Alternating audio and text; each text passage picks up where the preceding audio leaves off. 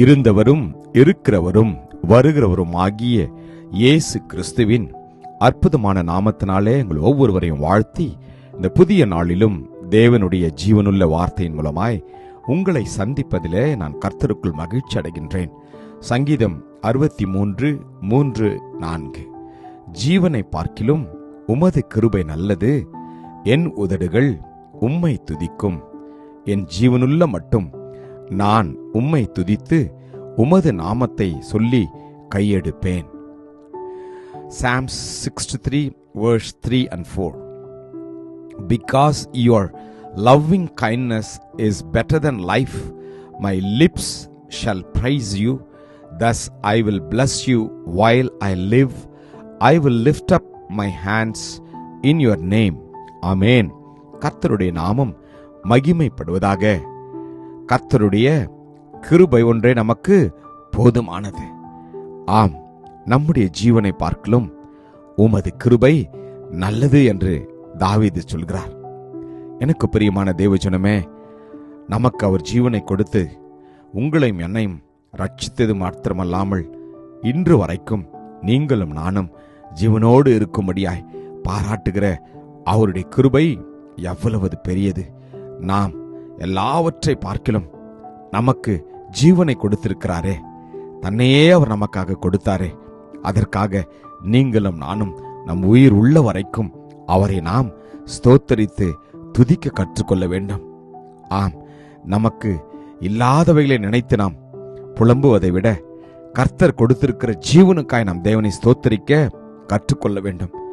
ஆம், நம் ஜீவனுள்ள நாள் மட்டும் அவரை நாம் துதித்தாலே அது போதும்.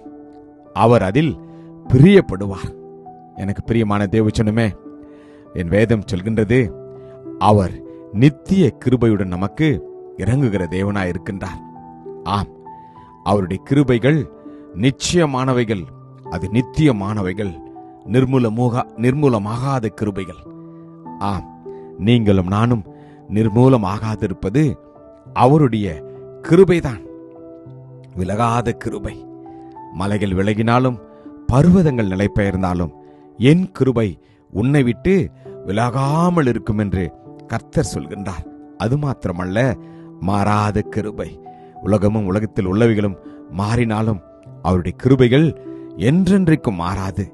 தேவனுடைய கிருபை வரங்களும் அவர்களை அழைத்த அழைப்பும் மாறாதவைகளே என்று என் வேதம் சொல்கிறது.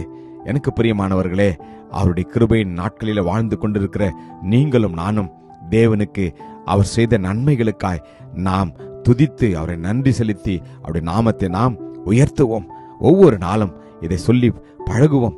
என்னுடைய ஜீவனை பார்க்கிலும் உமது கிருபை நல்லது அப்பா.